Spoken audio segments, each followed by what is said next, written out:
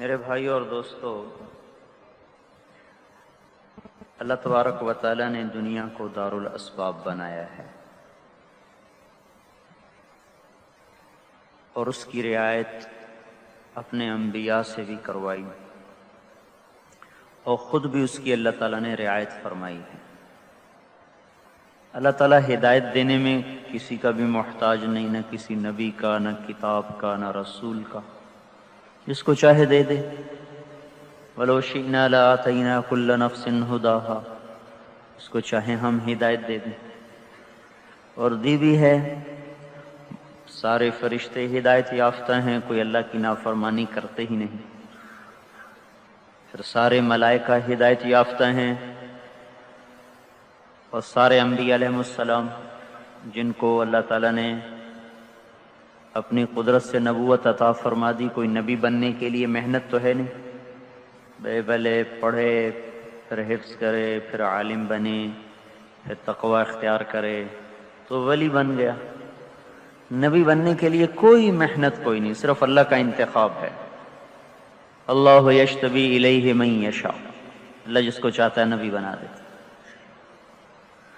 تو ایسے ہی اللہ تعالیٰ رزق دینے میں ہمارے کسی سبب کا محتاج کوئی نہیں، جس کو چاہے جتنا دے دے۔ یرزق من یشاء بغیر حساب، جس کو چاہے جتنا دے دے۔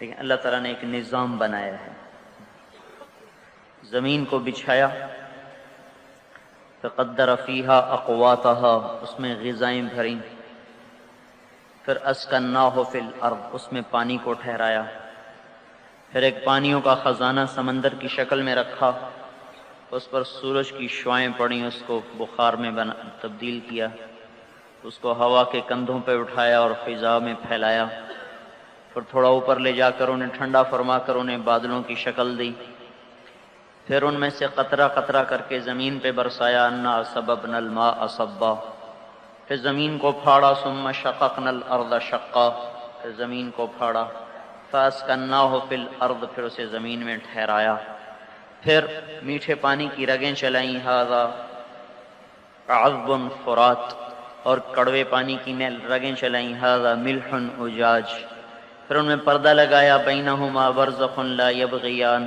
یہ ادھر نہیں آتا، یہ ادھر نہیں آتا۔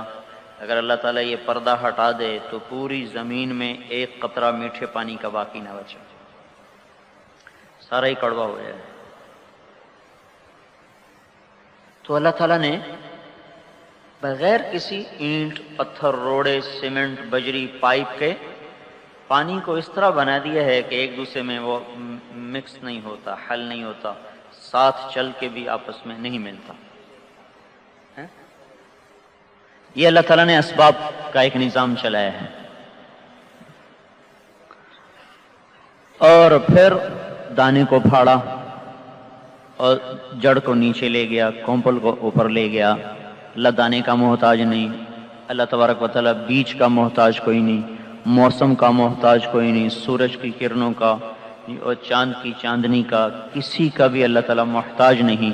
لیکن یہ اس نے ایک نظام چلایا ہے، جڑ نیچے چلتی ہے اور پھر زمین کی رگوں سے غذا اس کی طرف کو چلتی ہے، پھر جڑ کے اندر ایک بڑا پیچیدہ نظام ہے جس سے وہ گلوکوز میں تبدیل ہوتی ہے، پھر وہ اوپر چڑھتی ہے اور تمام درخت کی رگوں میں، شاخوں میں، ٹہنیوں میں پھیلتی چلی جاتی ہے، پھر جا کر اللہ تعالیٰ اس میں سے کھجور بنا دیتا ہے، آم بنا دیتا ہے، خربوزہ بنا دیتا ہے، تربوز بنا دیتا ہے، فصلیں اگا دیتا ہے۔ اور اس میں سے اللہ تعالیٰ کسی چیز کا بھی محتاج نہیں۔ حکم دے اور دیواروں سے پھل نکلنے لگے۔ مریم علیہ السلام کو کسی مرد نے دیکھا تک نہیں، اور ایک پھونک ماری جبرائیل نے، بس وہیں حمل ہو گیا۔ فانتبذت به مکانا قصیا، اب بھاگ کے ایک طرف کو آئیں، جاتے ہی بچہ ہو گیا۔ اب وہ خود ہی اپنے آپ کو کہہ رہی ہیں، یا لیتنی مت قبل ھذا، ہائے میں مر گئی، جیسے عورتیں کہتی ہیں ہائے میں مر گئی، ہائے میں اس سے پہلے ہی مر جاتی۔ وکنت نسیا منسیا، لوگ میرا بھولنا بھی بھول جاتے، اب میں کیا کس منہ سے شہر کو جاؤں؟ تو پھر جبریل آئے کہ لا تحزنی، کیوں ڈرتی ہے؟ قد جعل ربک تحتک سریا، یہ پانی ہے پیو، وَهُزِّي إِلَيْكِ بِجِذْعِ النَّخْلَةِ، یہ کھجور ہے اس کو ہلاؤ اس سے پھل آئے گا، اور بچے کو اٹھاؤ اور شہر لے جاؤ۔ کوئی پوچھے گا کہ یہ کیا ہے، تم کہنا انی نذرت للرحمن صوما فلن نکلم اليوم انسیا، میرا روزہ ہے مجھے کسی سے بات نہیں کرنا۔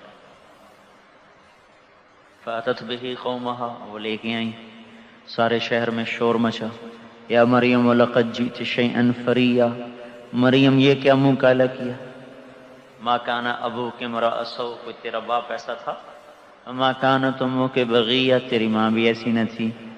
تب ان کو تو پہلے ہی کہا تھا کہ تم نے بولنا نہیں، فاشارت الیہ، کہا بچے سے بات کرو، میرا روزہ ہے بچے سے بات کرو۔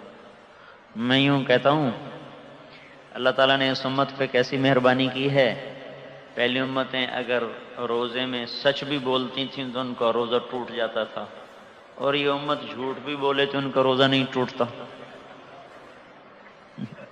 ثواب کم ہو جاتا ہے، روزہ نہیں ٹوٹتا۔ وہ سچ بھی بولیں تو ٹوٹ جائے، یہ جھوٹ بولیں، گالی دیں، جو مرضی کریں، روزہ نہیں ٹوٹتا، اجر کم ہوتا رہتا ہے۔ تو انہوں نے کہا بھائی اس سے بات کرو، اب وہ شور مچ گیا، کیف نکلم من کان فی المہد صبیا، اس سے کیسے بات کریں؟ تو یہ پیچھے اللہ کی قدرتیں ظاہر ہو رہی ہیں، ایک جوان نوجوان بچی ہے جسے کسی نے دیکھا بھی نہیں، اسے حمل بھی ہوا، حمل کو اٹھانے میں 9 ماہ لگتے ہیں، یہاں 9 منٹ بھی نہیں لگے اور اس وقت درد ذیل شروع ہو گیا، 2-2.5 گھنٹے کا قصے میں سارا بچہ بن کے باہر آ گیا۔ پھر اللہ کی اگلی قدرت آئی کہ بچے کو بولنے میں 2 برس لگ جاتے ہیں، اللہ تعالیٰ نے وہ 2 گھنٹے میں بلوا دیا۔ قال انی عبد اللہ آتانی الکتاب وجعلنی نبیا وجعلنی مبارکا اینما کنت واوصانی بالصلاة والزکاة ما دمت حیا وبرا بوالدتی ولم یجعلنی جبارا شقیا والسلام علی یوم ولدت ویوم اموت ویوم ابعث حیا ذلک عیسی ابن مریم۔ اتنی لمبی تقریر کر دی، تو یہ اللہ ہر روز کر سکتا ہے، کیا مشکل؟ یہ قدرت کبھی کبھی دکھاتا ہے یہ بتانے کے لیے کہ اللہ تعالیٰ، ایٹمی دھماکے روز تو نہیں ہوتے، کوئی حکومت روز ایٹمی دھماکے ایک دھماکہ کر کے بتا دیتی کہ ہمارے پاس طاقت ہے، تو اللہ تعالیٰ روز دھماکے نہیں کرتا، ایک آدھ کر کے بتا دیتا ہے کہ طاقت اللہ کے ہاتھ میں ہے۔ تو قرآن نے ایسے واقعات کو بیان کر کے ایک ذہن بنایا ہے کہ سب کچھ اللہ کے ہاتھ میں ہے، لہذا تم اسباب میں اللہ کے پابند بن کے چلو، اسباب کے پابند بن کے مت چلو۔ چلنا اسباب میں ہے لیکن جو اسباب چاہتے ہیں وہ نہیں کرنا، جو اللہ چاہتا ہے وہ کرنا ہے۔ تجارت کا تقاضا ہے جھوٹ بولو، تو ہم جھوٹ نہیں بولیں گے کہ ہم تجارت کے پابند نہیں، تجارت میں اللہ کے پابند ہیں۔ نوکری کا تقاضا ہے کہ جھوٹ بولو تو نوکری بچتی، نہیں تو نہیں بچتی، تو ہم نوکری کے پابند نہیں، نوکری میں اللہ کے پابند ہیں، ہم جھوٹ نہیں بولیں گے، چاہے جاتا ہے تو چلا جائے، دکان چلی جائے، نوکری چلی جائے، پر اللہ ہاتھ سے نہ جائے۔ تو ہم اپنی زندگی میں اسباب کے مکلف ہیں لیکن ہم اسباب کے غلام نہیں ہیں، ہم اللہ کے غلام ہیں۔ ہم اس میں وہ کریں گے جو اللہ ہم سے چاہتا ہے اور اس کو چھوڑ دیں گے جو اللہ ہم سے چھڑوانا چاہتا ہے۔ یہ لا الہ الا اللہ کا تقاضا ہے۔ یہ کلمہ وہ بول ہے جو ہمیں پابند کرتا ہے اور پہلے اپنا مطالبہ رکھتا ہے کہ پہلے ہمارے تقاضے پورے کرو، پھر کسی اور کے تقاضے پورے کرو۔ تو اس بات کو ہم عقلی طور پر اور ذہنی طور پر اس بات کو ہم تسلیم کر چکے ہیں کہ سب کچھ اللہ کا ہے، سب کچھ اللہ کے ہاتھ میں ہے اور اللہ ہی کی مان کے چلنا چاہیے۔ اس کو عقل نے مانا ہوا ہے، ابھی دل نے اس کو نہیں مانا، اس لیے ہمارے قول اور فعل میں تضاد باقی ہے۔ یہ تضاد اس دن ختم ہوگا جب دل بھی مان جائے گا کہ سب کچھ اللہ کے ہاتھ میں ہے اور سب کچھ اللہ کا ہے۔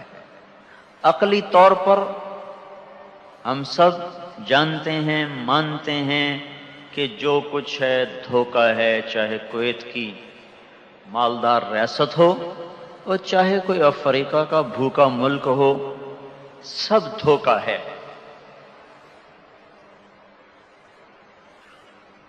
لیکن ابھی دل نے اس کو نہیں مانا، لہذا اس کے اثر لے رہے ہیں۔